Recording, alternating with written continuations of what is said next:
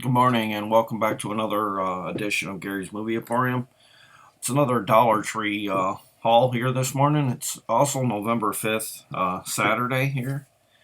And we'll see what I got today. It's the Emporium 17 like normal here.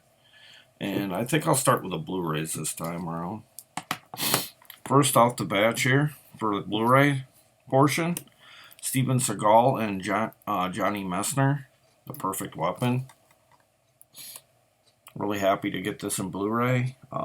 It was available on DVD as well in this stock phase.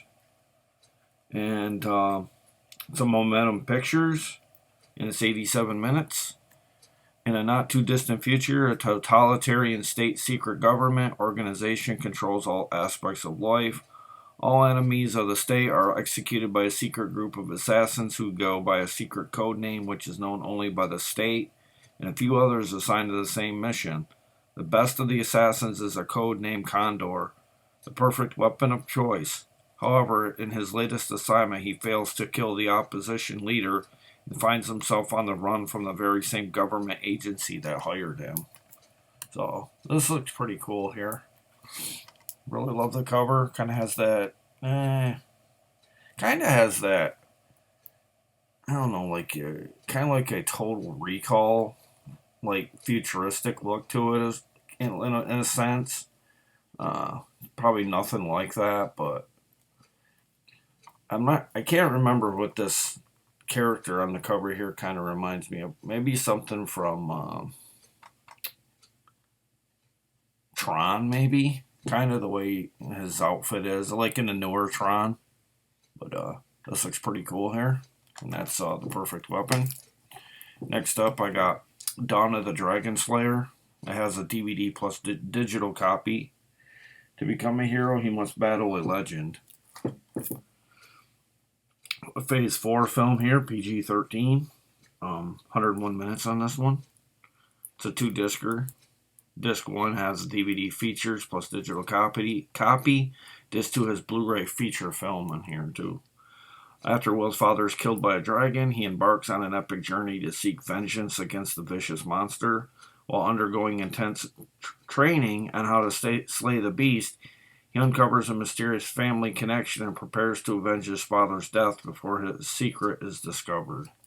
So that's Dragon Slayer here. Really happy of getting this. In case you didn't see the back too good because the distance. Next up, really strange looking movie here on the cover here. It stars Bo Murchoff, Titus Welliver, Michael Eklund, Ron Eldard, Corey Large, Giancarlo Esposito, and Ron Perlman. It's a macabre through Accelerator Pictures here. It's called Poker Night. It's from 2013 and 105 minutes on this one. In this twisted thriller, a young detective becomes an unwilling participant in a sadistic game of cat and mouse when he is kidnapped by a mass killer. In order to survive, the detective must use the wisdom imparted to him by senior detectives on their regular poker night.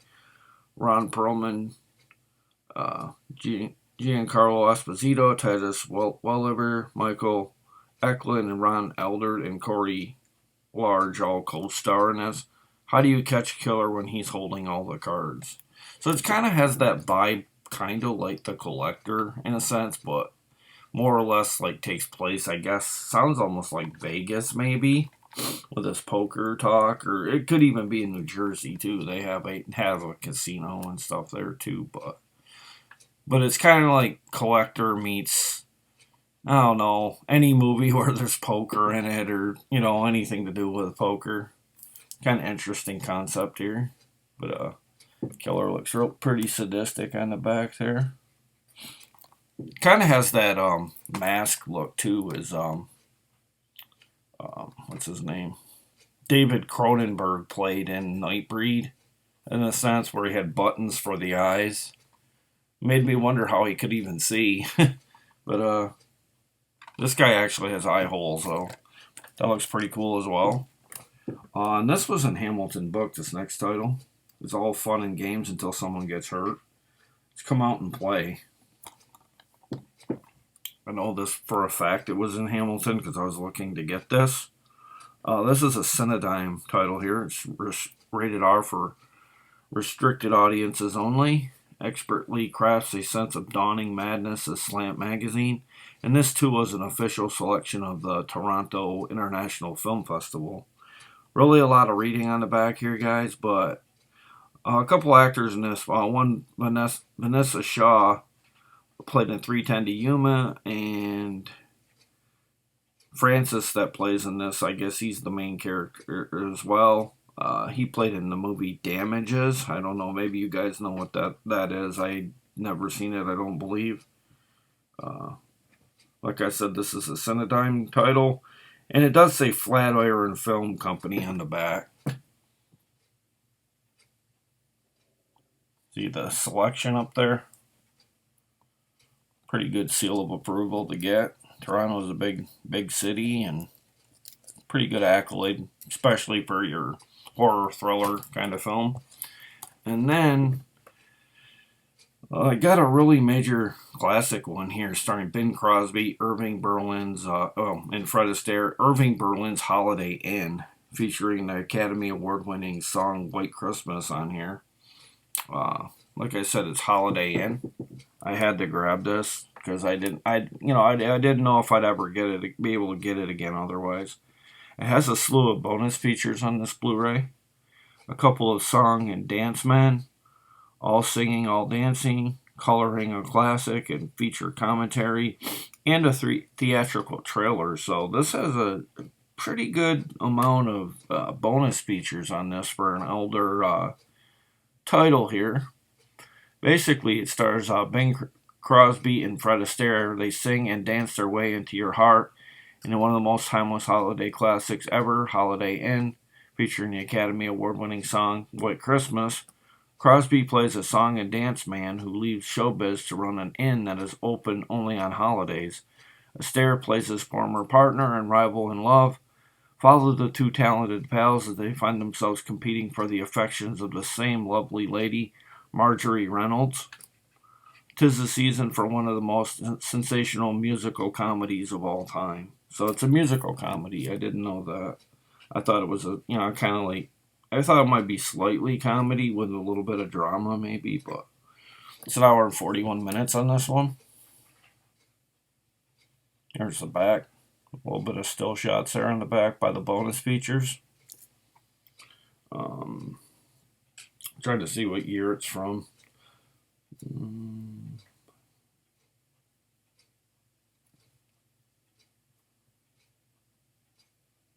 Yeah, it does have black and white and color on it. It's from 1942, so these Bing Crosby and Fred Astaire were quite young in this, I would imagine. Maybe in their 30s, maybe.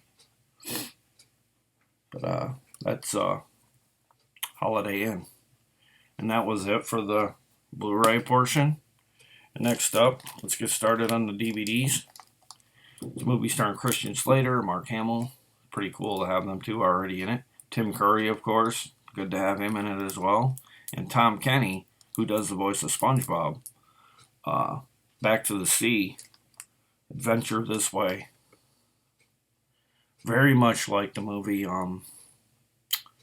with Will Smith. I can't think of it right now. It's under the water, just like this. He kind of almost looks like Mr. Limpet in the face a little bit as well, I think. But pretty cool little movie here. I've seen it before. Very much is trying to copy that Will Smith movie though, with a hint of Mr. Limpet as well. It's 96 minutes.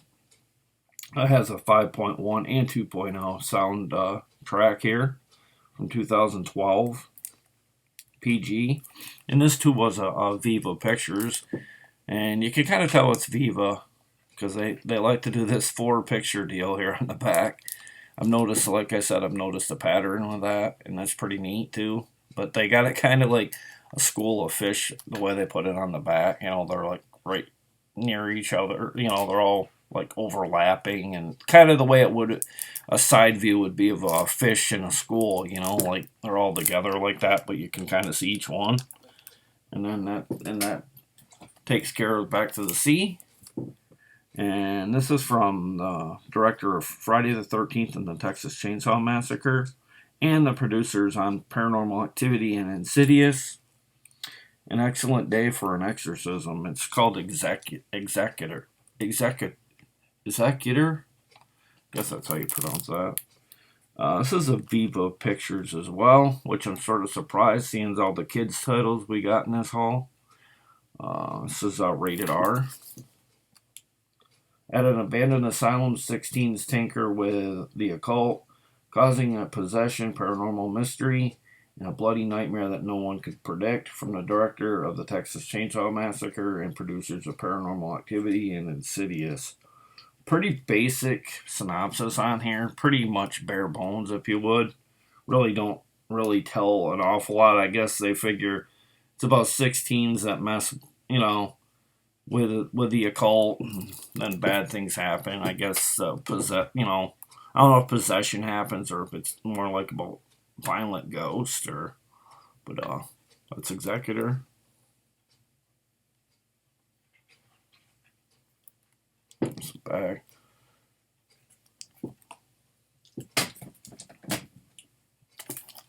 And next up, got another kid's title here, starring the one and only John Stamos, Sean Astin, and Jerry Garcia. So, pretty good cast right there. Kind of a different cast, if you will. You wouldn't think all those three would all, be in a movie together. At least, and, I know it's voiceover, but still, they were able to get three diverse actors and a singer. I think that's Jerry Garcia, the singer. Or am I thinking? Yeah. Wonder, I'm pretty sure that's a singer, Jerry Garcia. Maybe not.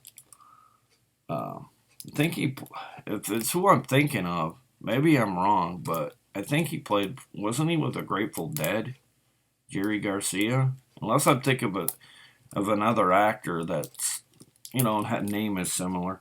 It's called Pluie, Too Chicken to Fly. Kind of has that bulbous head, kind of like Tweety, and I think that's kind of what they might be going for in a sense, maybe. Kind of sounds like something Tweety would say as well, the name of the movie here.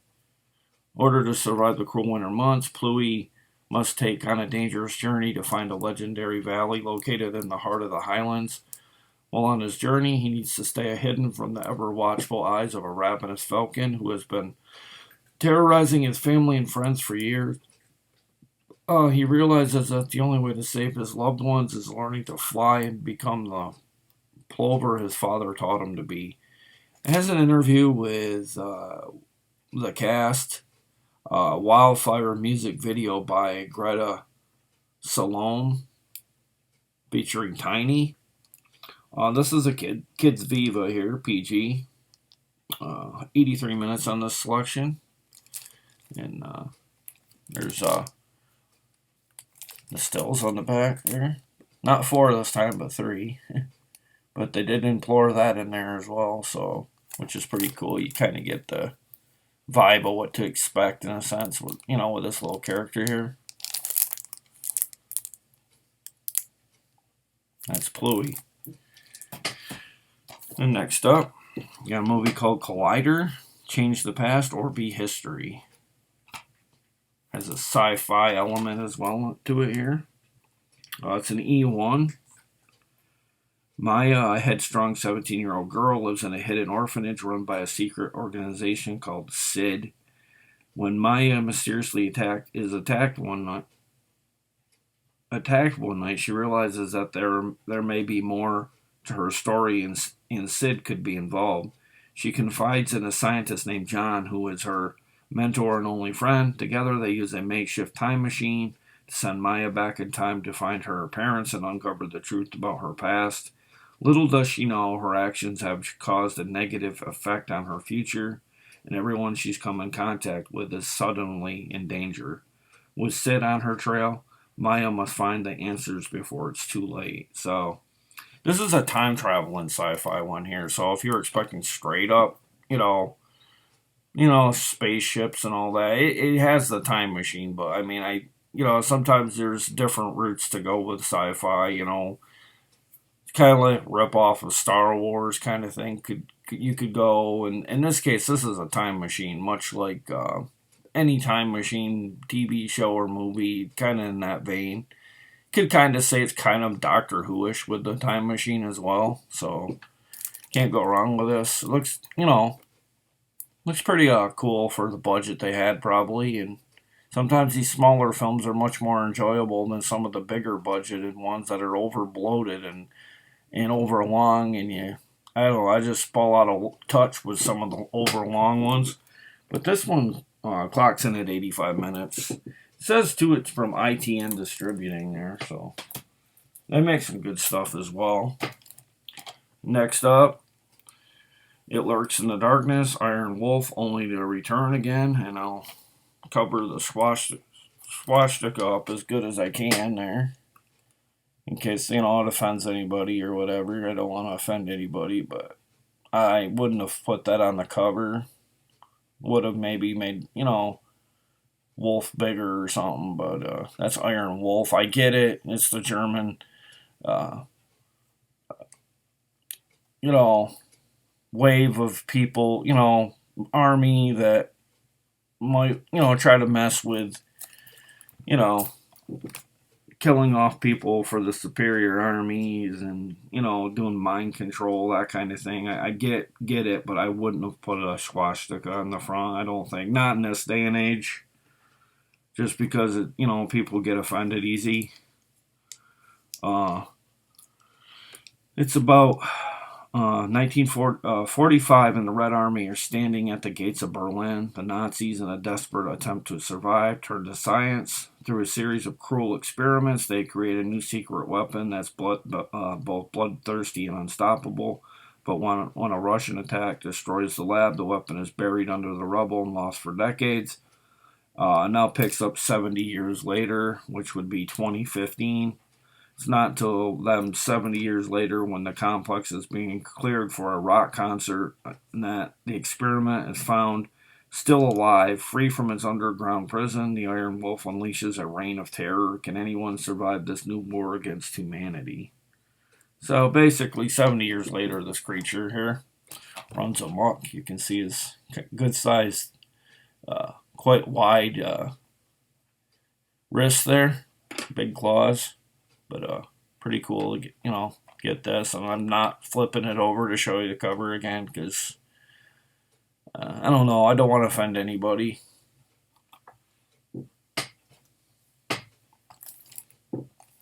And next up, we got a movie called Candyland. Dying Has Never Been So Sweet.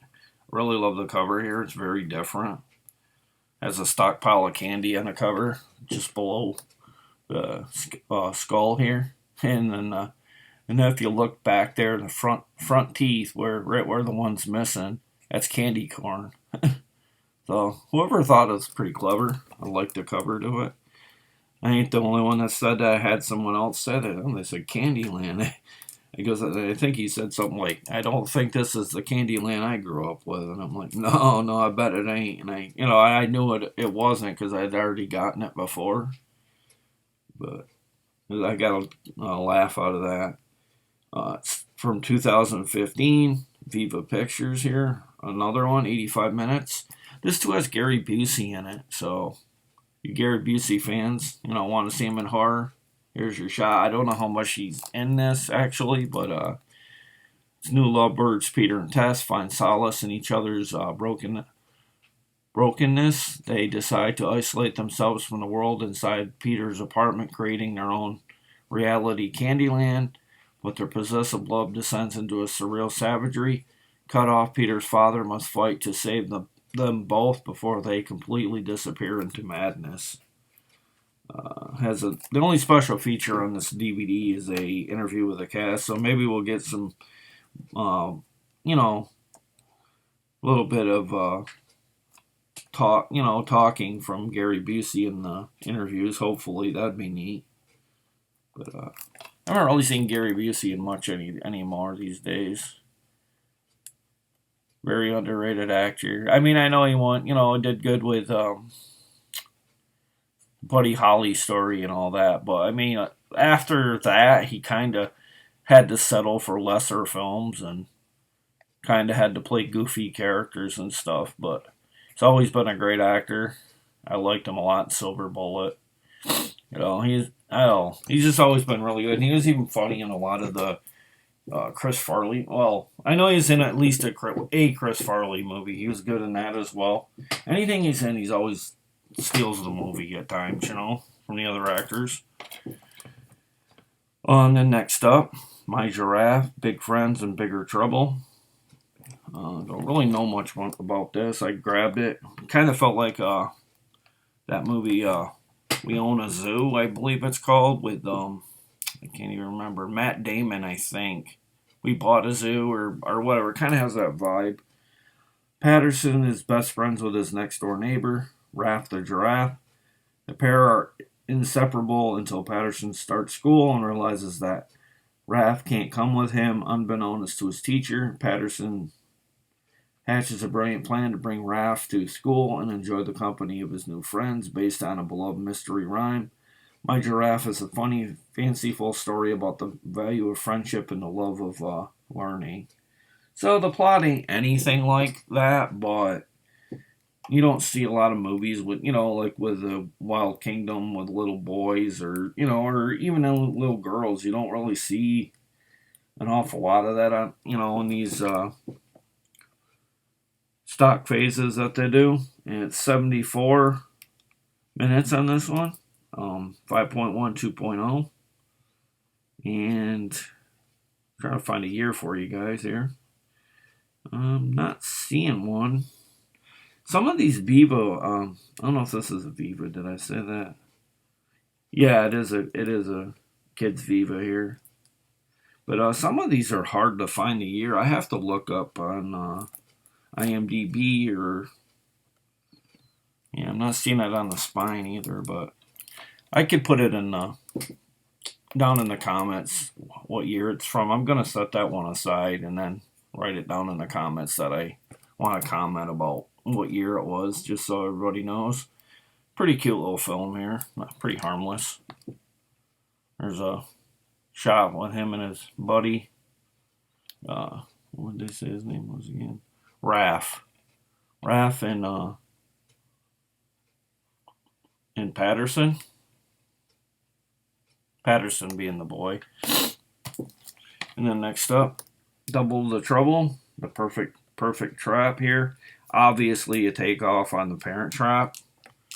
I guess these boys are supposed to be twins. They look it. It's just the glasses kind of makes them not look so much alike there. But his hair is a little different. But this is a kid's Viva as well. Once again, it's got the 4 little windows. 2018. During a town fair, 10-year-old Frito encounters a magical mirror. With the mirror's magic, he creates a doppelganger who is a better and smarter version of himself. With the help of his double, Frito starts giving up more and more responsibility at school and home. When Frito's secret is found out by his Frido is found out by his classmates, they too go to the mirror to create a double. Slowly but surely, the kids realize they miss their old lives. Together, they must create a plan to trap their twins and send them back into the mirror for good. So, very much kind of like a vice versa in a sense, too. I love these kind of movies, though. These are fun to watch. It's funny the predicaments they get themselves into just to get themselves out, Should be a pretty fun little movie there. That's The Perfect Trap. And let's see, I'm trying to see how many we got here. We got 4 more to go. 2 of them horror films, and the other 2 are kind of random. Next up, Robert Englund, Gabriel Ha, and Lin Shaye.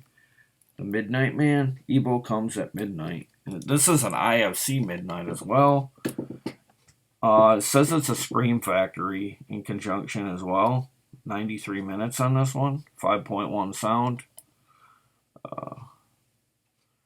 Guess it's supposed to be based about an urban legend. Everything that makes horror so much fun, says Misty Wallace of the Cryptic Rock. On a snowy night in her grandmother's sprawling mansion, teenager Gabriel Haw and her best friend Miles discover a mysterious box hidden away in the attic. Inside are instructions for the midnight game, an ancient pagan ritual said to summon the player's greatest fears. It all seems like harmless fun until Alex and Miles, till they unleash the terrifying spirit of the Midnight Man, an unholy force who pits them against their darkest demons and dares them to survive.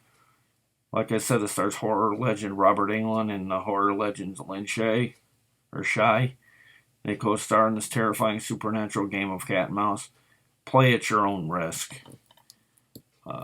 This says it's The Midnight Man from 2013. Original Irish feature film. And a theatrical trailer on the special features here. And once again, it has that clear case to it as well. I love that.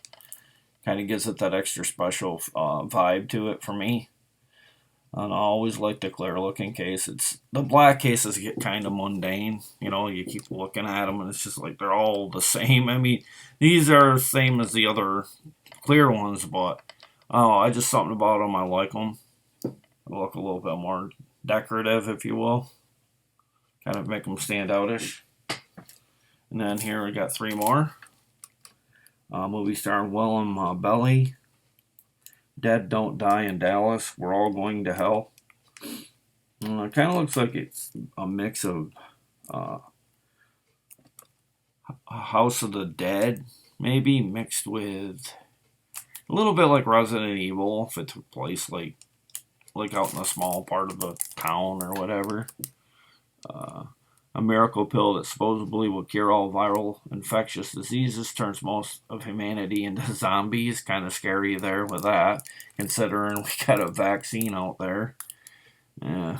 Hopefully it don't turn people into zombies, or we'll have a bigger problem on our hand.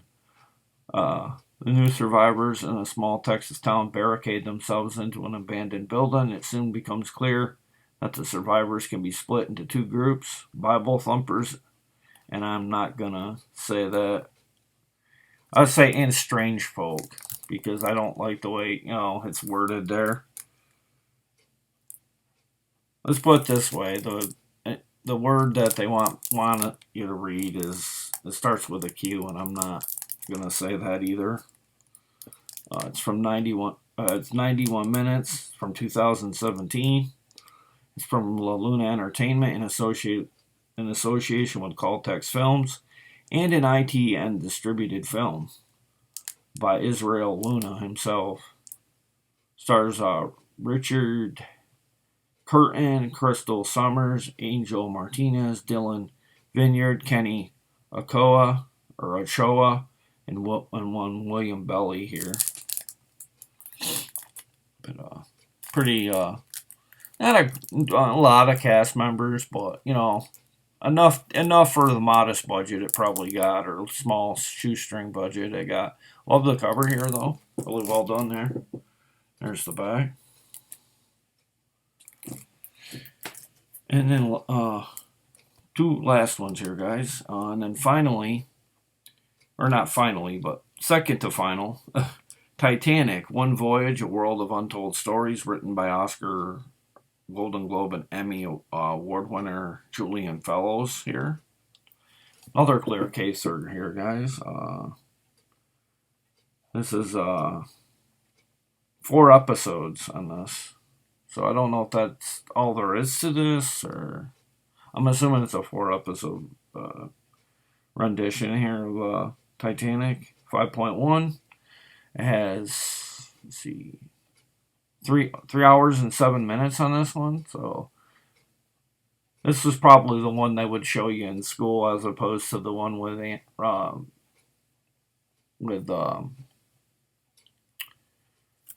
Kate Winslet and Leonardo DiCaprio. This is one that probably would have showed you in school just because I think it has less intense things going on versus the theatrical one. It's from 2012. Shows a number of actors I've seen and stuff, but pretty much, what year did I say this is from? Did I say, yeah, 2012 Titanic? Don't confuse it with the Kate Winslet and Leonardo DiCaprio one. Although on the back it very much has that look like that ship. And it has bonus episode 1 audio commentary with writer Julian Fellows, a producer Nigel Stafford Clark, and director John Jones. Thought for a minute it might be part of a shout as well because of the clear case. It's also distributed by E1 Entertainment Film USA. And that's pretty much it. And it's 5.1 if I didn't say for the Dolby Digital. And then finally I got a BBC. Pretty happy with this. Outcast. It's a 3-disc set here as seen on BBC America. It's Outcast. Really not much to read on the back here, guys, because they went and put a trusty sticker over about a quarter of the reading, and I might leave some plot details out of there. But I guess it's more or less science fiction here. Made up of, looks like it says Stella, Cass, and Fleur.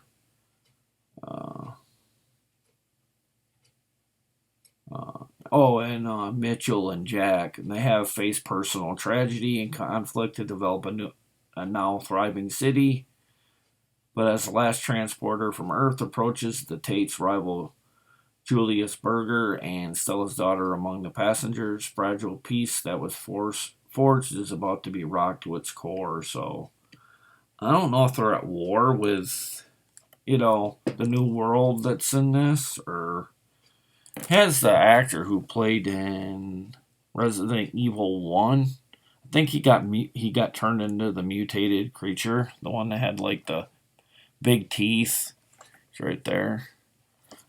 I can't remember what his name is. He also played in Welcome to the Dollhouse as well. The extras are Outcast Reach Out to the Stars. Hear from the creator, producer, director, and the cast of the series. Fourth Haven and set tour. So they give a set tour in this as well. 3-disc, as I mentioned. Stereo sound.